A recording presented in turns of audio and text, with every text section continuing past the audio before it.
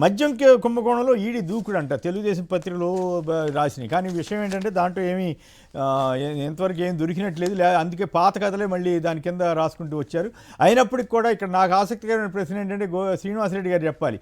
చంద్రబాబు గారి మీద గత ప్రభుత్వం అనేక ఇష్యూస్ మీద మీరే దర్యాప్తు చేయండి సిబిఐకి ఈడీకి పంపిస్తే కనీసం కథలని ఈడీ వాళ్ళు స్వయంగా సిబిటిడి 2000 కోట్ల అక్రమాలు జరిగినాయనో లేకపోతే ఇన్కమ్ ట్యాక్స్ నోటీస్ అని ఇవన్నీ వస్తే వాటి మీద కథలను ఈడీ ఇది జరిగిందో లేదో తెలియని ఈ కుంభకోణం గురించి అంటే వీళ్ళు అంత ఒత్తిడి తెలుగుదేశం వాళ్ళు ఒత్తిడి ఫలించిందా లేకపోతే ఈ అవకాశవాద రాజకీయాల్లో ఇది ఒక భాగమా ఏమిటి? కేవలం రాజకీయాలను బట్టే ఇటువంటి దర్యాప్తు సంస్థలు వ్యవహరిస్తే అది దేశానికి మంచిదేనంటారా శ్రీనివాసరెడ్డి గారు? చాలా తప్పు కేఎస్ఆర్ గారు. మన దేశంలో ఈడీ అను సిబిఐ ఎవరి కోసం పనిచేస్తుందో మనకు తెలుసు కదా. ఈ రోజు కూటమిలో ఉన్న పెద్దలు వాళ్ళందరూ కూడా ఈ ఈడీని ఉపయోగించుకునే కార్యక్రమం చేస్తున్నారు. ఎవరైతే వాళ్ళకి అనుకూలంగా ఉండరో వాళ్ళ మీదకి ఈ రోజు ఈడీని పంపించే కార్యక్రమం ఈ రోజు కాదు, దాదాపు గత 10 సంవత్సరాల నుంచి మనం చూస్తున్నాం. కాబట్టి అందులో భాగంగానే ఈ రోజు ఈడీ ఈ యొక్క కేసులో ఎటువంటి సాక్ష్యాలు లేకపోయినా బెయిల్ ఇచ్చిన ఏసీబీ కోర్టులో ఈ రోజు ముగ్గురికి బెయిల్ వచ్చినా సరే దాన్ని ఆపాలి, హైకోర్టులో వేయాలి, సిట్టు వేయాలి, ప్రతి ఒక్కటి ఒక పాలసీ కేఎస్ఆర్ గారు. ఇప్పుడు ఫస్ట్ ఏం చేస్తారంటే వాళ్ళ మీడియా కథనాల్లో ఒక స్టోరీ రాస్తారు. ఆ స్టోరీ మీద ఒక విజిలెన్స్ టీమ్ ని పంపిస్తారు. ఆ విజిలెన్స్ టీము కొన్ని సేకరించిన తర్వాత కొంత సమాచారం సేకరించిన తర్వాత సిట్టు వస్తుంది. సిట్టుని మళ్ళీ సిట్టుని వీళ్ళే వేస్తారు. సిట్టుని వేసి సిట్టు తర్వాత ఇక ఏసీబీయా లేకపోతే ఈడీయా లేకపోతే ఏం రావాలని చెప్పి ఒక పథకం ప్రకారం ఈ రాష్ట్రంలో ప్రతి ఒక్కరిని కూడా భయపెట్టాలి. వైఎస్ఆర్ కాంగ్రెస్ పార్టీ నాయకుల్ని, ముఖ్యంగా జగన్మోహన్ రెడ్డి గారి చుట్టూ ఉన్న వాళ్ళని ఈ కేసులో ఇరికించాలి, వాళ్ళు బయటికి రాకూడదు అని ఈరోజు చెట్టు కొమ్మల్ని నరికేస్తుంటాం కదా ఫస్ట్, అలా ఈ కొమ్మల్ని నరికేసే కార్యక్రమం పెట్టారు. అది ఈ కూటమి ప్రభుత్వం ఈరోజు కేంద్రంలో ఉన్న పెద్దల సహకారంతో ఈరోజు ఈడీని ఈ రాష్ట్రంలో తీసుకొచ్చి ఈ యొక్క కేసులో ఈరోజు ఏదో రకంగా జగన్మోహన్ రెడ్డి గారిని లోపల పంపించాలి. ఈరోజు ఇవన్నీ కూడా సోదాలు చేయాలి. ఎటువంటి లేకుండా ఈరోజు తెలంగాణలో 10 కోట్ల రూపాయలు దొరికాయని చెప్పారు. ఇప్పటి వరకు తేల్చారు అసలు ఎవరి డబ్బులు అవి? అది అక్కడెవరో రియల్ ఎస్టేట్ వ్యాపారం చేసుకునే వాళ్ళు డబ్బులు తీసుకొచ్చి ఈ రోజు ఈ సిట్టుకి ఈ మద్యం సిండికేట్లు దొరికాయని చెప్పారు. దాన్ని కోర్టు కూడా పక్కన పెట్టమన్నారు.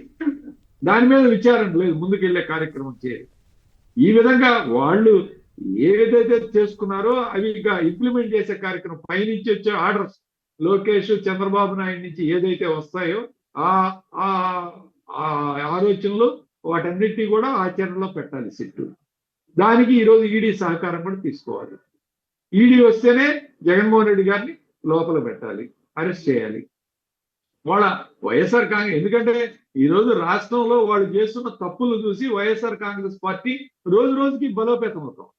ఈరోజు యూరియా సమస్య కావచ్చు, పెన్షన్లు తీసేయడం అవచ్చు, మెడికల్ కాలేజీలు ప్రైవేటీకరణ చేయొచ్చు. ఈ విధంగా వాళ్ళు ప్రతి అంశంలో కూడా ఫెయిల్ అవుతున్నారు ఇవాళ. సో వీటన్నిటినీ కూడా ఈరోజు ప్రజల దృష్టికి తీసుకువెళ్తున్నాం అని చెప్పి జగన్మోహన్ రెడ్డి గారిని ఎట్లాగైనా నియంత్రణ చేయాలి. కరెక్టే. పోనీ ఇప్పుడు దిగితే మా బోటి వాళ్ళం ఇప్పుడు దిగితే ఓకే, ఏదైనా జరిగితే చూడమనండి, కనుక్కోమనండి, అభ్యంతరం లేదు. కానీ గత 5 ఏళ్ళు ఎందుకు దిగలేదు అన్న ప్రశ్నకి పైగా అప్పట్లో బీజేపీ మిత్రపక్షం కూడా కాదు. అంటే చంద్రబాబు గారికి అని తెలుగుదేశం పార్టీ అంత గట్టిగా వాళ్ళని ఆపగలిగిందా ఏమిటి అనే ప్రశ్నకి సమాధానం దొరకట్లేదు. అందుకోసం ఎవరిదైనా ఒకే పద్ధతిగా చేయాలి కదా అనేది మాబోటి వాళ్ళం అంటాం. అవునా కదా చెప్పండి. ఒక విషయం గుర్తు చేసుకోవాలి కేసీఆర్ గారు. ఇప్పుడు చంద్రబాబు నాయుడు ఓడిపోయిన తర్వాత 2019లో ఆయన ఎంపీలు 9 బీజేపీలోకి పంపించాడు. అవును అవును. వాళ్ళందరూ ఎక్కడున్నారు తెలుసా? అమిత్ షా గారు చుట్టూగా తిరుగుతున్నారు వాళ్ళందరూ. అమిత్ షాని ఎలా సాటిస్ఫై చేయాలి, ఎలా ఆయన్ని చూసుకోవాలనే ఆలోచనలోనే పెట్టాడు చంద్రబాబు నాయుడు. సో అందువల్ల చంద్రబాబు నాయుడుకి వాళ్ళందరూ 9 పనిచేసి ఈ యొక్క ఈడీని ఎక్కడా కూడా ఏమి ముందుకు రాకూడదని చెప్పే ఉద్దేశంతో పూర్తిగా వాళ్ళ 9 కూడా ఇచ్చేసారు. రైట్. ఇక విజయబాబు గారు చెప్పండి, మీరేమంటారు? ఈ ఎలక్షన్ కమిషన్ కాదు, ఇప్పుడు మనం ఈడీకి సంబంధించి మాట్లాడుతున్నాం. ఈడీకి సంబంధించి ఈ గత 5 ఏళ్ళు ఎందుకు జరగలేదు, ఇప్పుడే వీళ్ళు కంప్లైంట్ ఇవ్వగానే ఇచ్చిన కొద్ది కాలానికే ఎందుకు వీళ్ళు నిజంగా జరిగిందో లేదో తెలీదు, పేపర్లో వచ్చిన వార్తల ఆధారంగా. గతంలో ఈ సిబిఐని కాంగ్రెస్ బ్యూరో ఆఫ్ ఇన్ఫర్మేషన్ అని చెప్పని ఎద్దేవా చేసినటువంటి బీజేపీ ఇవాళ ఈడీలని సిబిఐని ఎడాపెడా జేబు సంస్థల కింద వాడుకుంటున్నటువంటి తీరు జాతీయ స్థాయిలో ప్రతి కార్టూనిస్టు, ప్రతి విమర్శకుడు, ప్రతి జర్నలిస్టు, ప్రతి అడ్వకేటు అందరూ కూడా, ప్రతి రాజకీయ నాయకుడు ఏ రకంగా తూర్పారపడుతున్నారనే దానికి ఫైనల్గా సుప్రీంకోర్టు ఆఫ్ ఇండియా కూడా ఈడీని అసలు ఒక రకంగా చెప్పాలంటే దాని ప్రతిష్టను ఉతికి ఆరేసినటువంటి పరిస్థితిని కూడా మనం తాజాగా ఈ మధ్య చూసామండి. అయినా కూడా సిగ్గు శరం లేకుండా బరి తెగించి వాళ్ళు దిగజారిపోయి చేస్తున్నటువంటి తీరు. అట్లాంటి పదాలు వాడకూడదులేండి, మనం కూడా ఒక సంస్థ దర్యాప్తు సంస్థ సంబంధించి మనం అట్లాంటి పదాలు వాడకుండా ఉంటే బెటర్. పదాలు నథింగ్ రాంగ్ అండి, నథింగ్ రాంగ్. అదే కనుక వాళ్ళు బూత్ అయితే అదే తప్పు అయితే పెట్టుకోమనండి, కేసు ఇబ్బంది లేదు.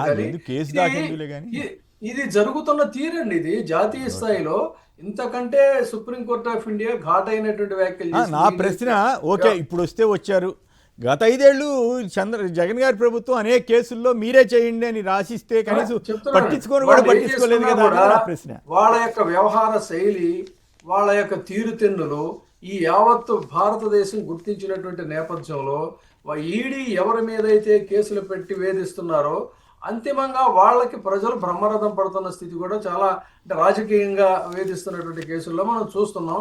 అంతేకాకుండా ఇక as far as Jaganmohan Reddy గారి వ్యవహారం చెప్పాలంటే I sincerely believe that he prepare to face the worst అనమాట.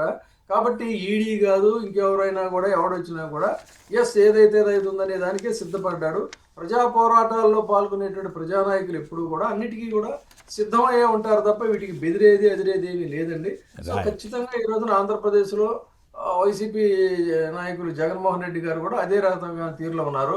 వ్యక్తులు మనం గతంలో కూడా చెప్పుకున్నాం, వ్యవస్థల్ని నిర్వీర్యం చేయాలి అనుకోని మీరు ప్రయత్నం చేస్తే మంచితనం ద్వారా అది వేరు. వ్యక్తుల్ని హననం చేయాలి, వ్యక్తుల్ని నిర్వీర్యం చేయాలనుకుంటే ఆ వ్యక్తి శక్తిగా మారతాడు. ప్రజాశక్తిగా మారిన పరిస్థితుల్లో ప్రజాశక్తుల్ని మీరు అణిచివేయాలనుకుంటే అంతిమంగా మీరే ఫెయిల్ అవుతారు. రైట్.